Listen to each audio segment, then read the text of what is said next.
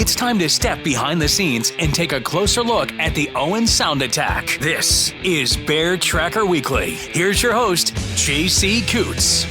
And hello and welcome to a special playoff preview of Bear Tracker Weekly. And we are joined by Adrien Mousseau from Moose on the Loose.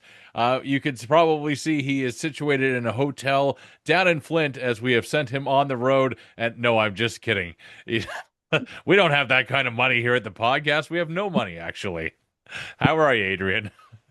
I'm pretty good. It's been a kind of a whirlwind of a day so far in the last couple of weeks or so before March break. As you can see, I am in a hotel room and I'm in Belleville right now. My high school hockey team that I coach, we were able to make it all the way to OFSA. And it's in Belleville right now. So the boys just had a bus ride up. We just got situated in the hotel room and we play at 10 a.m. tomorrow morning. So I know that this school in Kincardine actually is representing Quassa at OFSA as well. So maybe if we go far enough, we'll see them in maybe a quarterfinals or a semis. That would be pretty cool. That's awesome. Well, best of luck to you and the boys in this tournament. Hopefully you bring home some medals or trophies or whatever they hand out at that particular tournament. But let's talk about the OHL and round one of the playoffs, which is going to start this week. And what a wild finish to the regular season it was, Adrien. We were so close to potentially that first round matchup with the Windsor Spitfires. Unfortunately, the Spitfires ended up beating Carter George on the final day of the season to win the West Division, and so they will finish in second, and instead they will face the Guelph Storm for the first round of the playoffs. So we'll get into all the individual rounds, but I know that everybody watching wants to know about Owen Sound first. So let's talk Owen Sound and Flint. A little bit of playoff history there. In fact, it's the last time Owen Sound got a playoff win was against the Flint Firebirds, and they managed to beat them in the last week of the season with a 4-3 victory on home ice, which squeaked out one win in the season series for Owen Sound. So, Adrien, is this a series where Attack fans will finally see a playoff win? What do you think? You know, on the way up here to Belleville, I listened to the podcast already. I got that episode in me, and that was the question at the roundtable. Well, will the Attack get a win in this playoff series? Matt Hermes, the co-host of the podcast, asked you that question. I took the reins for a little second there, and I would agree with the gang. I think that Owen Sound will get a win. The last time they got a victory, you were right, it was Game 6, a 4-0 win at the Bay Shore before losing in Game 7 in Flint. I remember that building was absolutely electric, the loudest hockey building I've ever been in or a part of. I could barely hear Nick Chenard as I did a post-game interview with him after his shutout win. It was so crazy in that building, and I hope that the Attack fans will finally get that time again to celebrate a win in the playoffs. And you look at what they've done in the last 10 games, 6-3-1. They're playing some of their best hockey. I've talked about it the last time I was on, is they've been going through this roller coaster of emotions. And I do think that this team can find a way to use their size and their strength to the best of their ability to win a game. If they play around the boards and they use, like I said, their size and their strength, I think they can man and outpower some of the smaller and weaker Flint players. Now, with that being said, if you look on the stat sheets, they're the same height on average, but Owen Sound's a little bit heavier. I believe it's 4 pounds heavier, 190 on average, and the Flint's 186. But when you look into the fine print, like Nathan Aspinall is 6'7". Ryan Fillinger is 6'4". They got a couple of other, but for the most part, they're 6 foot or under. And I really think that the Owen Sound Attack forwards can use their strides and their strengths, like a guy. And this is going to be like Harry Nancy has to use his size. Jake Crawford has to use his size. Mason Ray, like those are the type of guys that are going to win games in the series. And those are the type of guys that in the playoffs have to step up and be a little bit more physical. So to answer your question, will the Attack win a game? I do believe they will. I don't know if it's going to come on home ice because I just think something's going to happen in game two that it could swing the series one way or another. And I think that's the game that the Attack could potentially win is game two in Flint. All right. Well, we're looking forward to that series, and also looking forward to the two home games of the first round. Which games will be games 3 and 4, Monday, March 30th, and Wednesday, April 1st. Tickets on sale at attackhockey.com. Let's stay in the Western Conference, and we'll go to that 1-8 seed. So it's Kitchener and Saginaw for that big first round matchup. Kitchener, boy, did we ever see a great game against Kitchener. Great may not be the right word, but we saw a game against Kitchener on Saturday at the Bayshore, mostly of Kitchener's junior B team and future team. But Adrien, knowing Kitchener will be back and well rested for this series, what do you think? And I mean, Saginaw, they might win a few because you've got Klepov and you've got a couple of really good dynamic scorers there in Saginaw. So this could be a series that may be slightly closer than a lot of people think. Yeah, I think that you nail it on the head there. It's going to be a little bit of a weird series as the team itself. Saginaw is a little weird as well. Like Nikita Klepov wins the scoring title, 97 points. You also have Igor Barabanov with 91 points. So that's some elite goal scoring. Now, of course, like you have Jack Pridham, you have Christian Humphreys that have had all career years this year in the OHL as well. So like you're going head to head against that. Now, obviously, Kitchener's number one for a reason, and I do believe that they're going to sweep this series. But it would not shock me if a game or two Saginaw just put an eight spot on the board. As I would say that the Kitchener Rangers' weakest spot in their lineup would be their goaltending. All right. Next series, Windsor Guelph, looking like another series that I don't know, just the way Guelph's been playing the last few weeks, and they've been banged up. There's no doubt about that. This might be one that Windsor gets a little bit of a break for a first round series. Yeah, and one thing to look at in this series in particular is that the goaltending matchup, Zachary Jovanovski is a Windsor product. He's born in Tecumseh, grew up watching and rooting for the Spitfires, playing for the Sun County Panthers. So that's a guy that's going to have some added motivation inside the crease.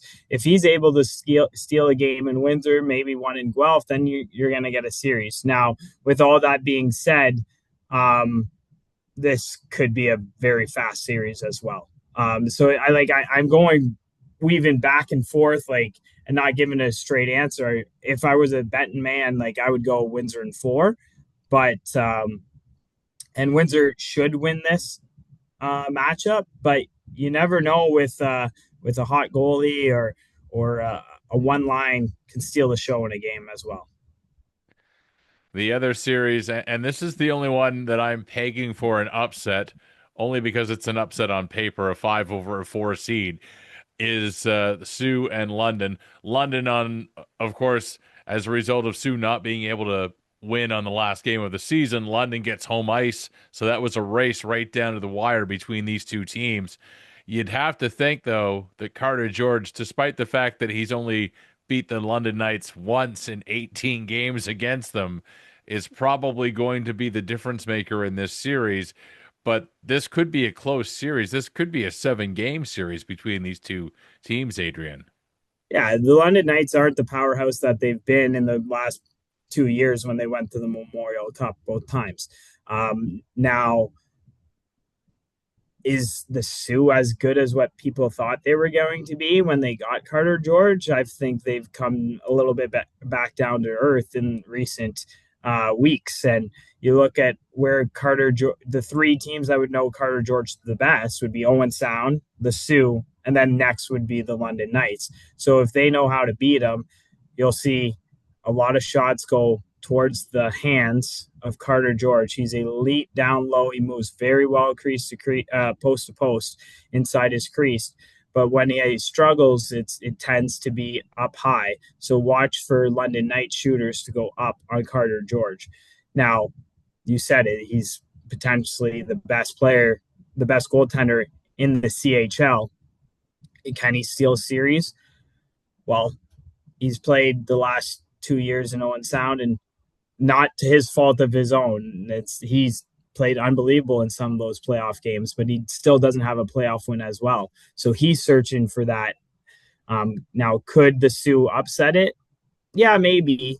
I would bet on a lengthy series here, but something just tells me that the London Knights and all their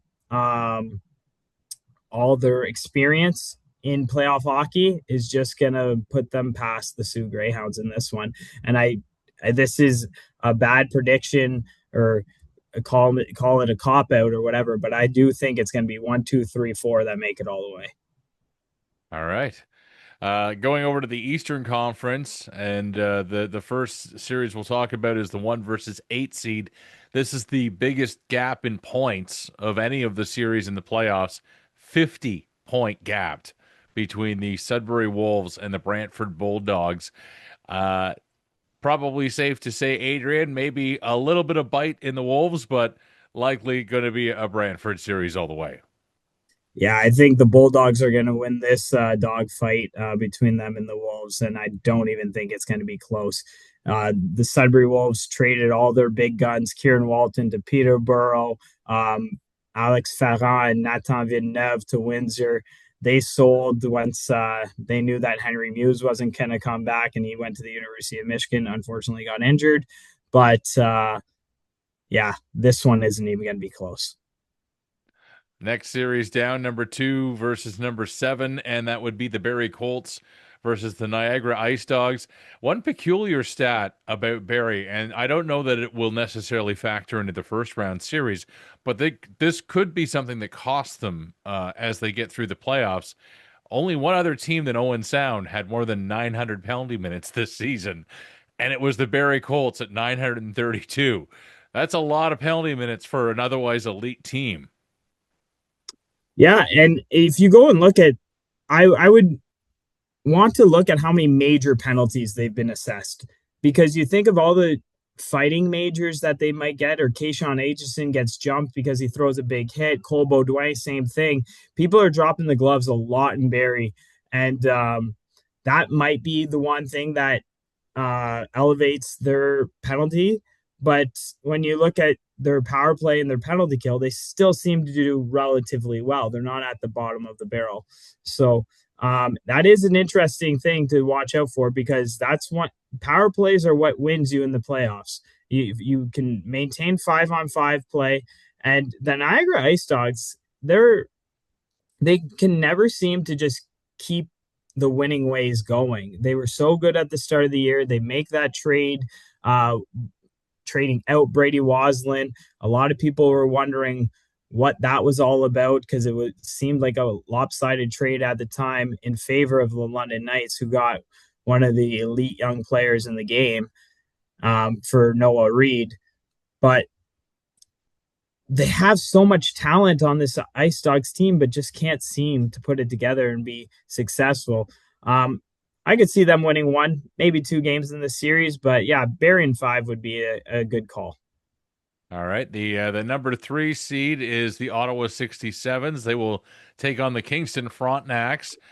Kingston, I think, has maybe a bit of a surprising team, but just how Ottawa has been so good defensively this year, from the goaltending out. I mean, obviously Dave Cameron's got a pretty good defensive system there, but between Fedorov, who's your likely starter, and just really solid backups, I don't know that you're going to be able to beat Ottawa in this first round. Yeah, and Frankie Morelli, the way that he plays on the back end for them as well, at a +48, leads the Ontario Hockey League. He's just so steady Eddie back there. But the one thing to look for in this series, and as Ottawa continues on in the playoffs, is who is truly that number 1. They've been really going back and forth, and some analysts and coaches in the past have said if you don't have number 1, you really don't have a goalie. So maybe, as good as they've been, maybe that once the playoff comes, if they don't continue, maybe one gets tired and you lose a game here or there. I don't know if the Kingston series is really going to be that much of a challenge for them, as Kingston sold off as well at the trade deadline, and that's how they fell to sixth. But it'll be interesting going forward to see how the Ottawa 67s make it.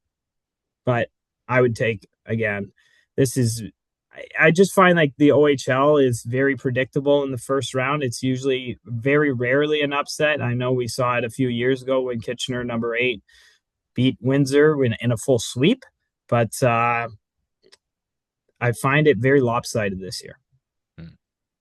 Well, one more series in the Eastern Conference, and that is the number 4 seed Peterborough Petes against the number 5 North Bay Battalion.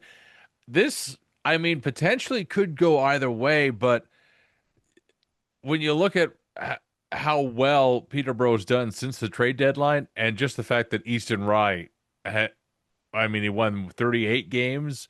I'm not sure, maybe he got his last game 39. I'm not sure if he got it or not, but what a season he has had. And goaltending is usually the thing that wins in the playoffs. You'd have to give the edge, I think, to Peterborough.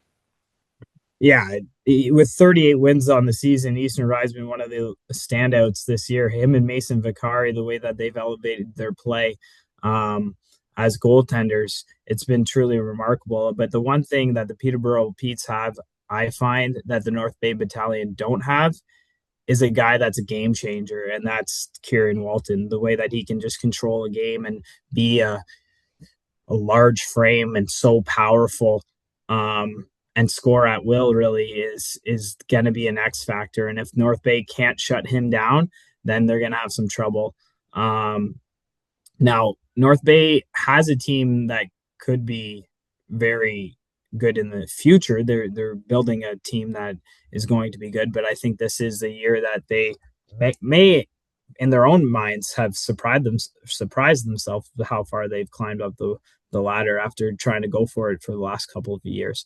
But yeah, I think this one could go 7. And I would say home ice would take it home in 7 in Peterborough. So, wow, this has been a very boring prediction ceremony by me, and 1, 2, 3, 4, 1, 2, 3, 4 on both sides of the border. But I just that's how I see it. I don't really see a team that can upset another team.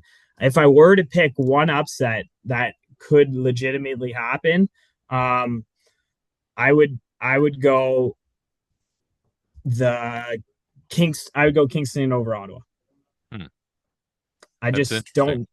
Yeah, and the reason is the lack of experience in net. I understand that these two goalies have been lights out, but if Kingston could play solid D, steal a game, one of the first 2 games, and then you're going home with home ice advantage, that's the one series that I would look out for.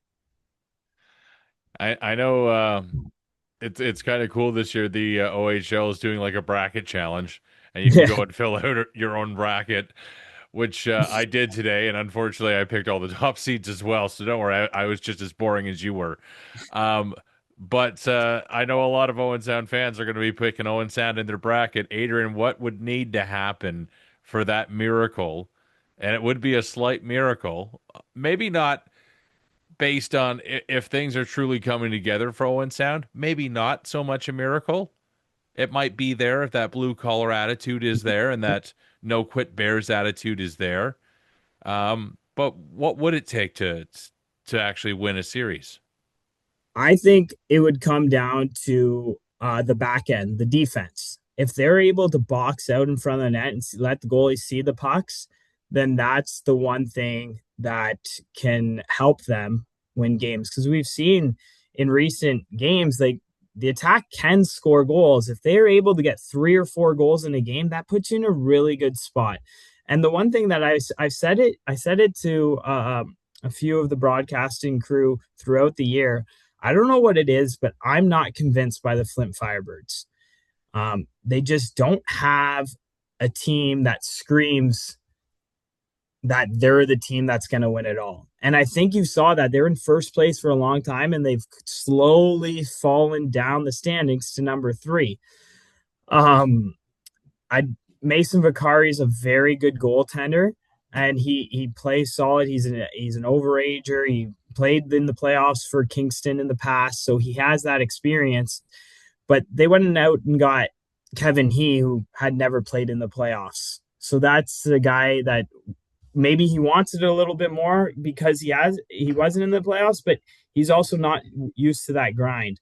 I know Nathan Aspinall had 94 points this year, but and he's a very talented player, the New York Rangers prospect.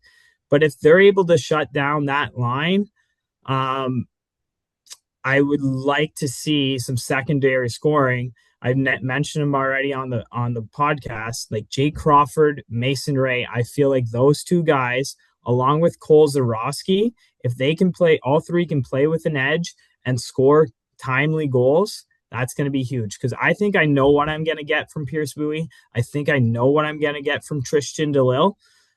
And I think I know what I'm going to get from a few other guys on the team. And Caden Taylor's been playing some of his best hockey since coming back from those healthy scratches. He talked about it on your podcast. He went home, got refreshed mentally, came back with a new attitude maybe, and he's been playing very, very good hockey for the Attack. So if you're getting that elite scorer added to your lineup, that's a huge plus. So for me, again, it comes back to Noah Roberts, Noah Nelson,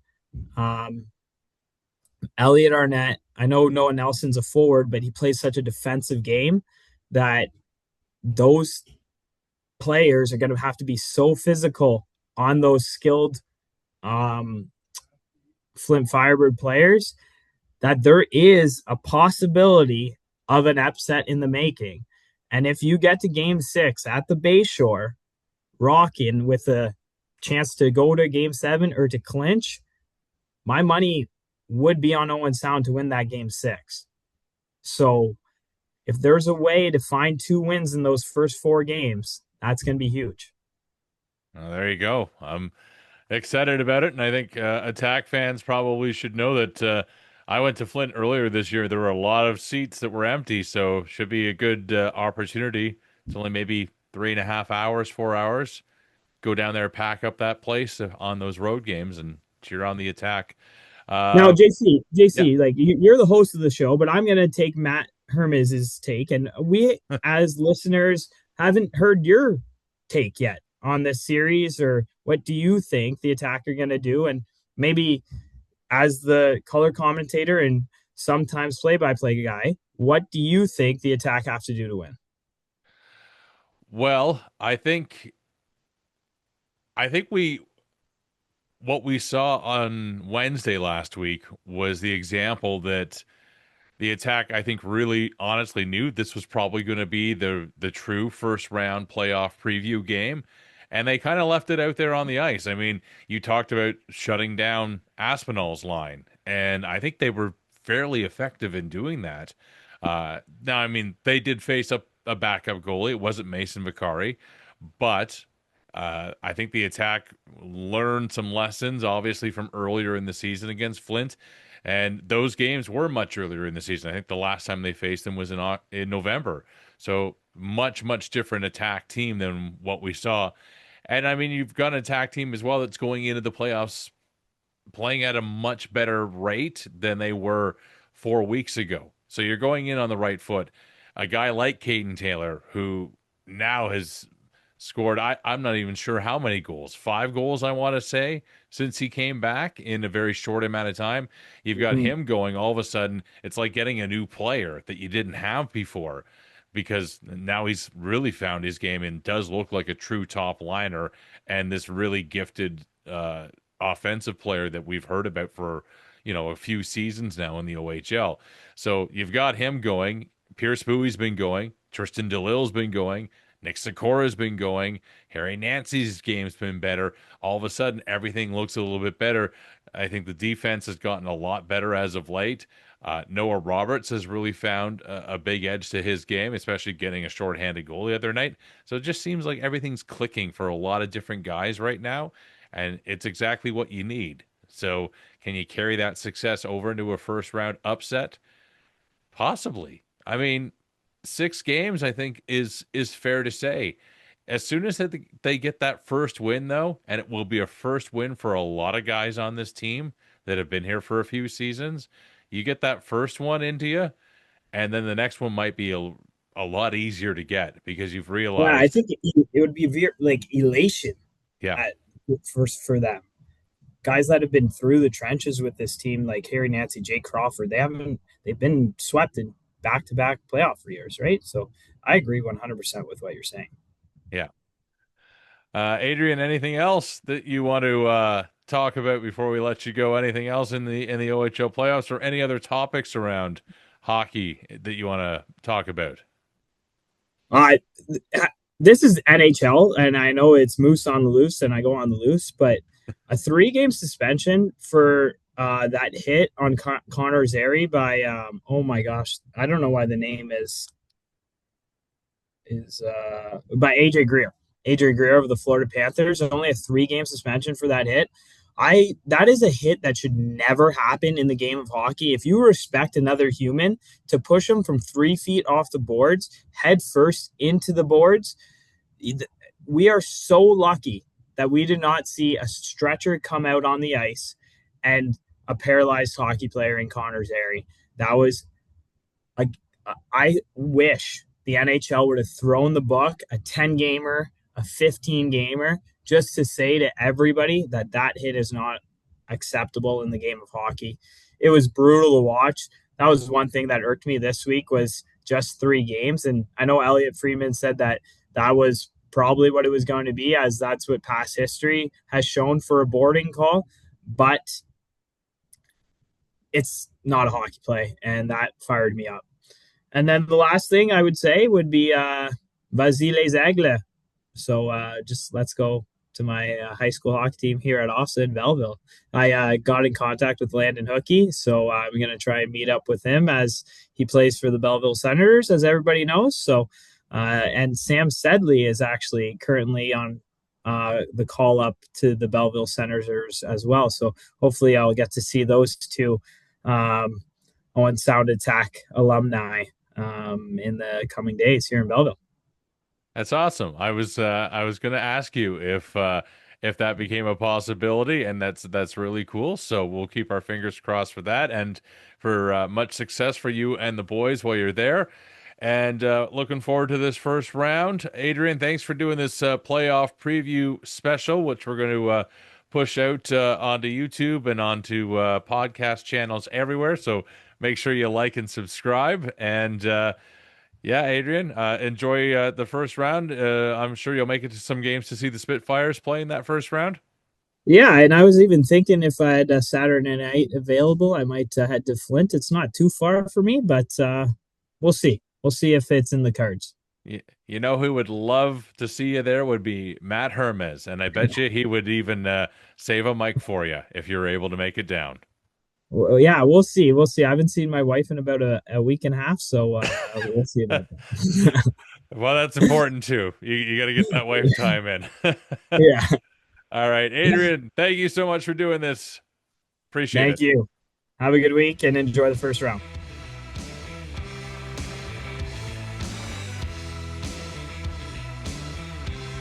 Remember to like, follow, and subscribe at Bear Tracker Pod on social media and wherever you get your podcasts.